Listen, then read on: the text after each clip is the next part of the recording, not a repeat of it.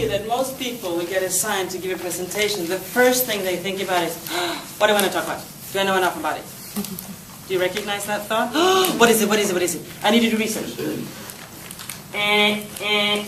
Wrong. Okay. First question, who am I going to talk to? What are their needs?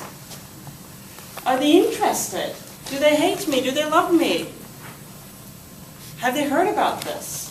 Is it new? Is it old? Is it a repeat thing? You need to know that first.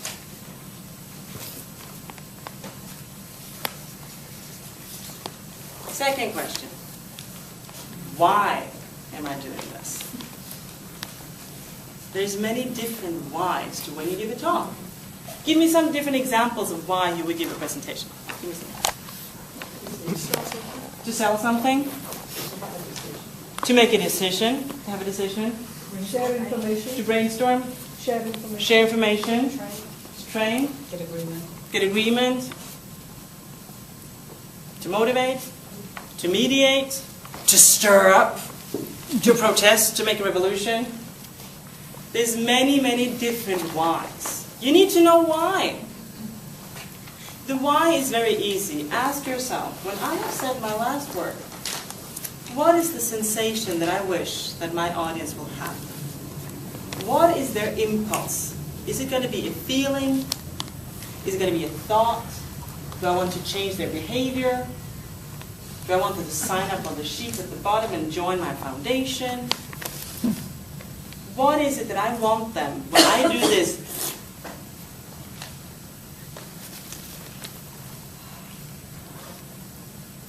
something it will be, at least if you're good. Right? So that's a very key question, because if I want to mediate two different work teams, I know there's been things going on at work, it hasn't really been good, and there's some rumors and reputations, and I have some new results from the sales group.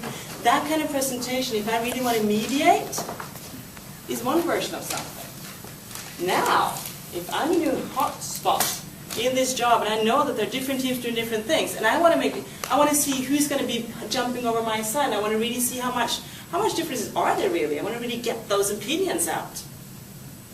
It's going to be a different talk. So, I've asked myself who, I asked myself why, then I asked myself what.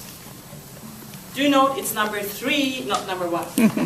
Right? Because these two questions are going to inform the kind of research I need to do.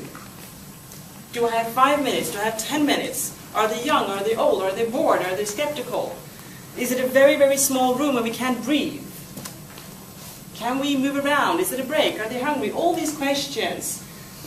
Who are they? What do they come from? Am I part of a conference and I'm speaker number 5? All these questions are affecting the what. Because I need to adjust the what to these conditions so that it is digestible and hopefully entertaining, and maybe people can even remember something. Maybe they will want to hear you again and they will speak well of, all of that. Then the what. And then comes the fun part that most people forget.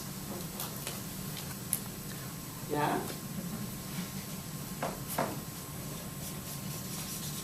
How am I going to do it? Right? The how. And the how is tons of things. PowerPoints, not talking, questions, interacting.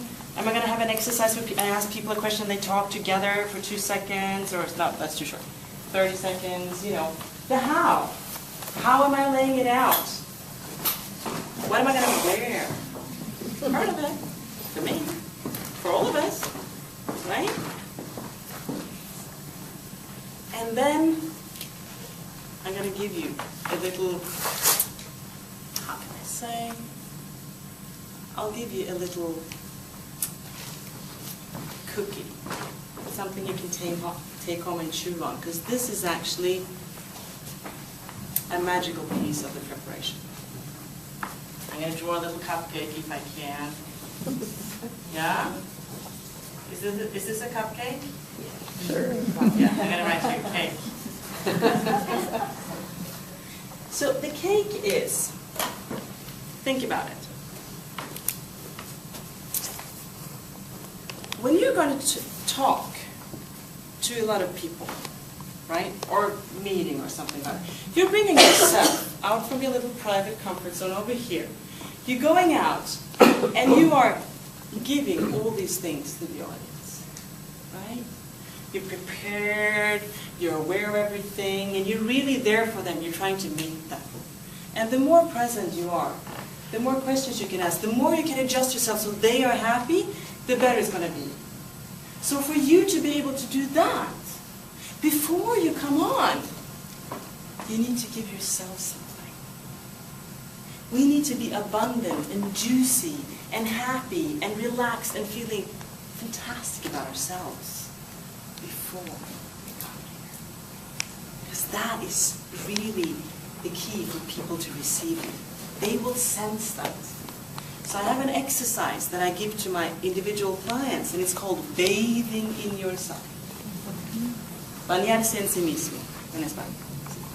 So the task is, before you have the presentation, within the last 24 hours before, okay? Not longer, because the body has a short time memory with these kind of things. It's not like I can bathe in myself and then, okay, next week. The body, so the perfect thing is if you can do it the same day or the day before. You take out 15, 20, 30 minutes, and it's your time for yourself to bathe in yourself. Now, people have different preferences. If you like taking a bath, that might be your moment. Some people like, lying on the sofa, headphones, listening to a beautiful piece of music. I had one client who said, I bathed in myself before the conference. I went to this hotel, I was totally alone, I had a coffee, and I just sat there. So that was her moment. It can be going for a walk. The more physical it is, the better. Because again, when you come here, the body is your vehicle. So you want to make sure that you're... I've heard about speakers who buy themselves a new piece of underwear to feel really juicy. Supposedly it works. I think it's a great one, right? Because it's about giving yourself that right? And then the rule is, as I have designed this, you need to be alone. You can't bathe in yourself with a partner. Sorry. You might, you can't say to your best friend, I'm going to have this exercise, I'm going to talk tomorrow, can I bathe in myself? You're risking that the other person is grumpy. Sorry, it doesn't work. And by the way, when you come in here from your comfort zone, it is only you. So you can use your friends to coach you and be nice to you, let them spoil you, let them buy you your favorite dinner, let them tell you you're awesome, fantastic. All kinds of rewards, everything is great, but the bathing in yourself is when you're alone. And then you just kind of drink the wellness of how it feels to be you. And during those 10, 15, 20, max, I usually say 15 to 30 is a good time. During that, you're only thinking good thoughts, and actually you're not really thinking, you're just taking in sensations. And it's like you're drinking from a stream of abundant, lovely energies about how great it is to be you. And really spoil yourself in that moment. Like, buy that very nice bathing salt that you love, or the nice underwear. Or, take the car an extra mile to hit that spot and look at the bay and just look at the horizon. Whatever it is that you really need. And that is your time. And then, before you come in here, you can take a breath and you can reconnect with that. Wow. Because when you're out here, you need to be generous. It's not about you anymore, it's about them.